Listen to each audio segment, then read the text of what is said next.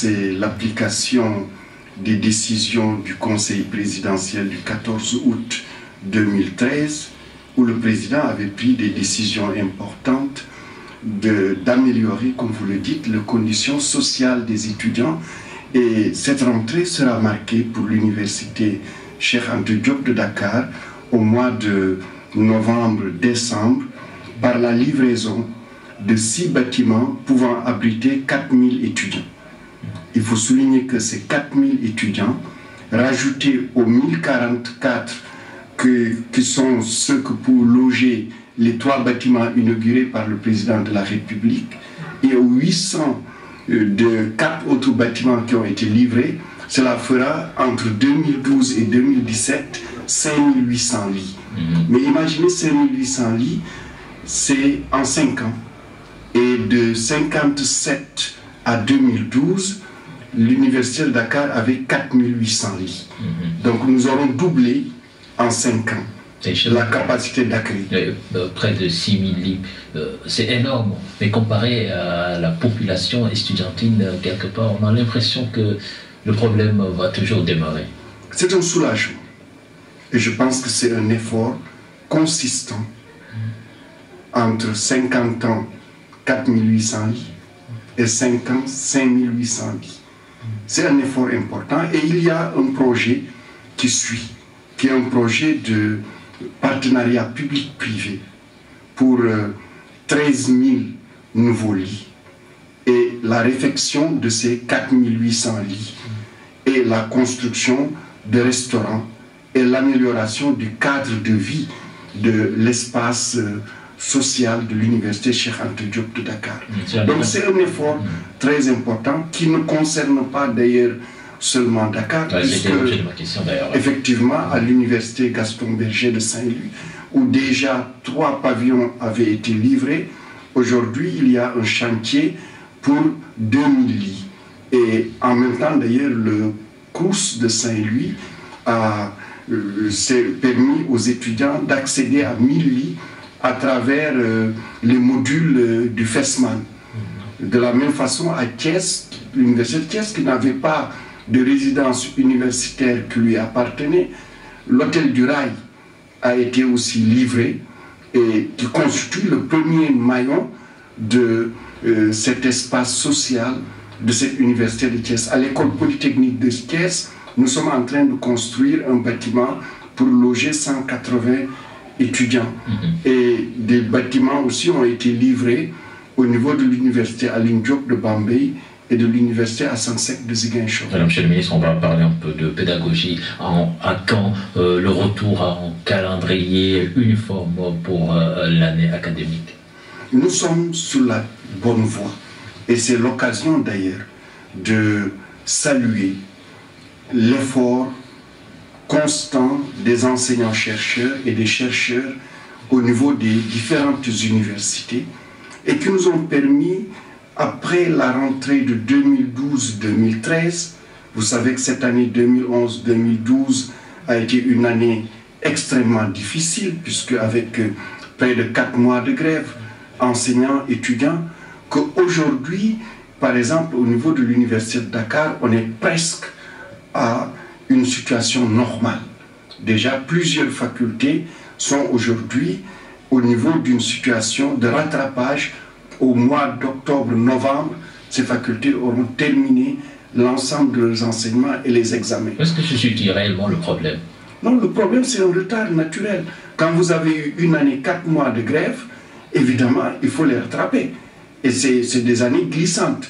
Et le rattrapage n'est possible que parce que les enseignants font un effort. Je peux donner la faculté de lettres, la faculté de sciences et techniques, et tout récemment d'ailleurs un effort énorme fait par les enseignants de la faculté de sciences juridiques et politiques qui ont quasiment accepté de doubler leur charge horaire pour permettre à cette faculté de revenir à la normale.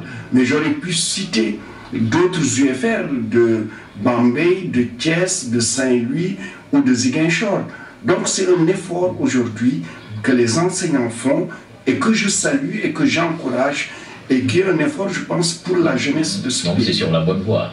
Absolument. Voilà. Le nombre d'étudiants, si je ne me trompe, cette année a augmenté. Quel est le point sur des inscriptions sur la plateforme campus.sn actuellement? Alors, nous avons eu cette année 45 000 bacheliers. Il faut souligner que c'est 10 000 bacheliers de moins que par rapport à l'année dernière. Et nous avons eu 95% de ces bacheliers qui sont inscrits sur la plateforme Campus. Et on a eu quasiment 91% qui ont achevé l'ensemble des procédures d'inscription. Nous sommes aujourd'hui dans la dernière phase, qui est la phase où les listes avec les notes sont envoyées au niveau des facultés et UFR pour qu'elles puissent établir le classement. Et à l'issue de cela, évidemment, la plateforme va publier les orientations que nous attendons d'un moment à l'autre. Donc c'est imminent. C'est quasiment imminent. Et ça va être aussi un des objectifs d'ailleurs de la commission de suivi, qui est que nous puissions terminer les inscriptions pour tous les bacheliers quasiment fin septembre, fin octobre. Et je pense que cette année, nous ne serons pas très loin de cet objectif. Et certainement, il y aura encore ce surplus qui sera envoyé dans les privés. Effectivement, puisque c'est un choix aussi du président de la République, M. Macky Sall, qui est que chaque bachelier sénégalais qui s'inscrit sur Campus N sera orienté. Nous orientons d'abord dans les établissements publics d'enseignement supérieur. Les bacheliers qui restent sont orientés dans les filières du privé reconnues par le CAMES ou l'autorité nationale d'assurance qualité. Et ce processus aussi, nous allons l'accélérer puisque traditionnellement, ces orientations se terminaient au mois de janvier-février. Cette année, nous nous sommes organisés pour que ce processus se termine au mois de novembre. Justement, après 3 à 4 ans d'expérience, quelle appréciation faites-vous donc de ces étudiants qui sont orientés dans les privés? Est-ce que vraiment les attentes se sont avérées? Je pense que c'est un résultat positif. D'abord au niveau des étudiants eux-mêmes, puisque vous le savez, au départ, les étudiants étaient très méfiants de l'orientation dans le privé. Eux-mêmes, ils faisaient des demandes fortes d'être réorientés dans le public. Depuis, ce que nous voyons, c'est plutôt les étudiants qui souhaitent de plus en plus être orientés dans le privé. Cela est dû essentiellement au fait que le privé a une continuité d'enseignement qui est un peu plus difficile au niveau du public. La deuxième chose aussi, le privé avait un grand défaut, qui était que c'était plutôt des filières du tertiaire. Et aujourd'hui, il y a beaucoup d'établissements privés de s'orienter vers des formations professionnelles et surtout vers les formations STEM, sciences techniques, sciences de l'ingénieur et les mathématiques, chose à laquelle d'ailleurs nous les encourageons. Donc, nous avons les premiers licenciés, sans doute cette année on aura les premiers masters, et avec la validation de l'ANAC et la reconnaissance par la fonction publique, les grands examens nationaux vont être désormais ouverts à tous les diplômés du Sénégal. C'est en fait un système intégré d'enseignement supérieur au niveau du Sénégal qui est en train de se construire sous nos yeux. Voilà, il y a quand même des manquements, monsieur le ministre. On pense à l'université virtuelle du Sahel, où souvent on entend des étudiants en train de se plaindre. L'université virtuelle, c'est la principale innovation de l'enseignement supérieur. J'aime le dire et je défends cette idée, et je pense que de plus en plus, les étudiantes et étudiants de l'UVS pensent comme moi. Eux-mêmes se reconnaissent comme étant des étudiants de l'UVS, et pour eux, rien au monde, ils souhaiteraient aller dans les universités physiques parce qu'ils voient les opportunités que leur offre l'enseignement à distance. Et si vous remarquez, d'ailleurs, il y a eu beaucoup moins de mouvements au niveau de l'UVS. Le seul mouvement qu'on a eu, c'est un mouvement il y a quelques semaines, lorsqu'il y a eu un problème technique sur les notes au niveau de l'UVS et qui a été résolu dans la transparence. Mais l'UVS cette année va recevoir ces espaces numériques ouverts, cet instrument extraordinaire qui va permettre dans chaque département du Sénégal d'avoir cet espace avec un amphithéâtre, avec 2 salles de 100 ordinateurs connectés, une salle visioconférence, une salle télémédecine, tout cela avec des espaces de visioconférence. Et ceci va donner un nouveau cadre de formation pour ces étudiants, mais aussi pour les communautés. L'UVS, c'est l'université du futur. Et je suis convaincu que le numérique, c'est l'avenir de l'enseignement supérieur. Voilà, Monsieur le ministre, certainement on va vous interpeller sur cette question, les fraudes sur le baccalauréat. Il y a eu des enquêtes. Dites-nous actuellement, où est-ce que vous en êtes, puisque ça fait 3 mois qu'on n'en entend plus parler? Est-ce que les choses se sont tues Non, les choses ne sont pas tues, puisque nous sommes dans un pays qui est un état de droit.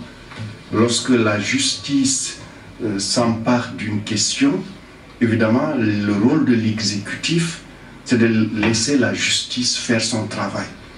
Et la justice est en train de faire son travail avec le temps de la justice. Par contre, au niveau administratif, un important travail est fait et nous allons avoir, à la fin de ce mois d'octobre, un atelier qui va réunir l'ensemble des acteurs du baccalauréat sur 2 questions. La première question, ce sont les modalités concertées de sécurisation des épreuves du baccalauréat et de l'examen du baccalauréat en général. Le deuxième aspect, c'est une question que nous avons anticipée d'ailleurs, puisque c'est une des directives, des décisions du Conseil présidentiel de l'enseignement supérieur, qui est la création d'un office national du baccalauréat. Le baccalauréat, nous sommes héritiers de la France, lorsque l'université Cheikh Anta Diop de Dakar est une université française et que ce bac est adossé à l'université Cheikh Anta Diop de Dakar. Mais le Sénégal a évolué depuis. Aujourd'hui, nous avons 6 universités qui fonctionnent et 2 créées qui vont fonctionner en 2018-19. Et le baccalauréat, n'oubliez pas, c'est le premier diplôme de l'enseignement supérieur. D'autres pays ont fait cette réforme. J'ai envoyé au mois d'avril une mission constituée du secrétaire général, un membre de la cellule juridique et du directeur de l'office du bac au Bénin et au Tchad pour voir quelle est la réforme institutionnelle que ce pays a fait. Donc on peut s'attendre à ce que l'office du bac soit restructuré. Absolument, l'office du bac devra être restructuré pour s'adapter à la nouvelle carte universitaire. Et en même temps, le processus lié à l'examen du bac, lui aussi sera examiné. Et ultérieurement, il va y avoir évidemment la question qui est la plus difficile, c'est quel baccalauréat pour le Sénégal? Et c'est une question plus large puisque concernant l'éducation nationale, la formation professionnelle et technique, l'enseignement supérieur, mais concernant même toute la société sénégalaise, les entreprises, toute la société socio-économique, toute la société civile, il faudra que nous réfléchissions quels sont les bacs dont nous avons besoin pour construire ces compétences, ces élites dont notre société a besoin pour construire son émergence économique. Donc cette année, la crédibilité du baccalauréat sénégalais n'a pas été entachée? Non, elle n'a pas été entachée, d'autant plus que ce type de fraude n'est pas une chose exceptionnelle. J'ai eu à aller sur Internet quand il y a eu ces fraudes et à regarder. Nous avons un grand pays qui a eu une trentaine de fuites au bac. Nous avons un autre pays qui est en Afrique qui a eu le même nombre de fuites avec les mêmes procédures. Et nous n'avons pas eu sans doute les mêmes types de réactions, puisque le Sénégal a saisi la justice et les coupables ont été pris. Et il appartient à la justice, en tout cas, de voir s'ils sont coupables ou pas et de voir quelles sanctions leur donner. Et s'il y a des sanctions par la justice, évidemment, l'administration aussi appliquera des sanctions. Voilà, avant de finir, Monsieur le ministre, la retraite sociale, principale revendication du SAES, vous avez rencontré le syndicat, est-ce que vous êtes tombé d'accord? Alors, il y a deux choses. Nous, le Premier ministre, avant les élections, avait rencontré le bureau national du SAES et avait mis en place un comité technique dirigé par le ministre du Budget, et comprenant le SAES et les représentants des différents ministères concernés. Cette commission technique a travaillé et le ministre du Budget a finalisé les conclusions qui seront soumises au Premier ministre pour qu'il puisse prendre sa décision. Nous-mêmes, nous avons rencontré le SAES dans les rencontres de préparation de la rentrée. Nous avons eu une longue discussion autour de la question de la retraite. Nous avons même reçu le cabinet qui travaille sur cette question pour présenter un modèle qui soit un modèle crédible, fiable et un modèle durable sur la question de la retraite. Et je pense qu'il y a de fortes possibilités d'entente et d'arriver à une solution qui convienne à l'État et qui convienne au SAES. Et ceci, c'est évidemment dans l'intérêt de notre enseignement supérieur qui a besoin de stabilité. Et si j'ai rencontré le SAES aussi, dans les jours à venir, je vais rencontrer les autres syndicats, le Sud-Est, je vais rencontrer les syndicats un à un du personnel administratif, technique et de service, je vais rencontrer l'ensemble des amicales de facultés d'écoles de l'UCAD et les coordinations d'amicales ou de délégués des universités de Saint-Louis, Thiès, Ziguinchor, Bambey, l'école polytechnique de Thiès, les parents d'élèves et d'étudiants, et ensuite les 3 collectifs qui gèrent un peu les intérêts des établissements privés d'enseignement supérieur. C'est un long marathon social que nous commençons. En tout cas, pour cette nouvelle année, les menaces de perturbation sont réelles. Êtes-vous optimiste? Je suis très optimiste parce que je pense que nos partenaires sociaux sont très responsables. Je pense aussi que les étudiants comprennent de plus en plus que leur mission principale à l'université, c'est d'étudier. Et le gouvernement aussi a fait beaucoup d'efforts.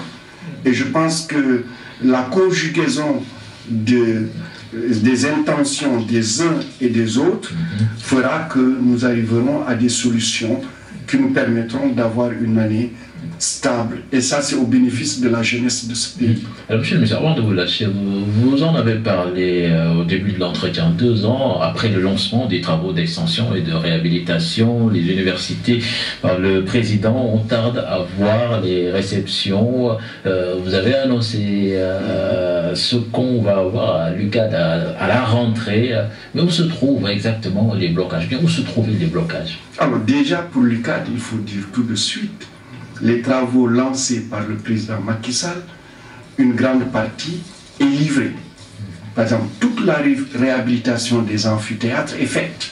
Il ne reste que 2 amphis, l'amphi A et B, et l'Agence de construction bâtiments et édifices publics nous promet leur livraison au mois de novembre. L'université Gaston Berger de Saint-Louis, les extensions sont terminées et la réception est prévue le 30 septembre. L'université Alioune Diop de Bambey, l'extension est terminée et la réception est prévue au mois d'octobre. L'ISEP de Thiès, la réception est prévue au mois de décembre. L'université de Thiès elle-même, nous pensons qu'avant la fin du premier semestre 2017-2018, les travaux seront réceptionnés, ainsi de suite. Maintenant, n'empêche, il y a des endroits où nous avons des blocages, particulièrement sur les travaux d'extension de l'université Assane Seck de Ziguinchor. C'est pourquoi d'ailleurs, j'organise une visite de chantier la semaine prochaine, du 5 au 7. Je serai dans la région naturelle de Casamance, où je serai dans la région de Ziguinchor, la région de Sédhiou et de Kolda, pour m'enquérir de l'état d'avancement des chantiers et des mesures à prendre. À la fin du mois d'octobre, je serai au niveau de la région nord de Géoul, Saint-Louis, Podor, Matam, et je reviendrai sur Diourbel et Bambey, et ainsi de suite. Nous avons mis en place une cellule de suivi qui est indépendante des structures qui construisent, pour qu'on puisse, cette année 2017-2018 sera pour nous l'année des inaugurations. Mais justement, on vous a beaucoup entendu interpeller certaines entreprises qui ont contracté avec l'agence de construction des bâtiments et édifices publics, comme c'est le cas à Ziguinchor. Dites-nous, y a-t-il un problème avec cette agence? Antoine, nous avons à la fois des raisons d'être satisfaits et parfois aussi des raisons d'être en colère. Des raisons d'être satisfaits. Cette semaine, l'agence a livré à Ziguinchor un bâtiment pédagogique et la cité des enseignants. Mais une raison d'être en colère, nous ne pouvons pas comprendre que les travaux d'extension de l'université de Ziguinchor, qui est le chantier le moins compliqué des 4 chantiers d'extension, ne puissent pas être livrés comme le sont les chantiers de Bambey et les chantiers de Saint-Louis. Nous exprimons, comme il se doit, dans la transparence. Quand nous sommes contents, nous le disons, puisque ces chantiers de Saint-Louis et Bambey, c'est aussi l'agence qui nous les livre. Donc nous sommes contents de ça. Mais nous ne sommes pas contents du tout, à la fois du management de ce chantier de Ziguinchor, mais aussi de l'entreprise, qui est l'entreprise qui réalise ce chantier. J'espère qu'elle va se corriger et qu'elle va nous livrer le chantier avant décembre prochain. Sinon, nous allons prendre les mesures radicales à ce niveau. Voilà. Merci, monsieur le ministre. C'était un plaisir de vous recevoir sur ce plateau de 20h. Merci beaucoup.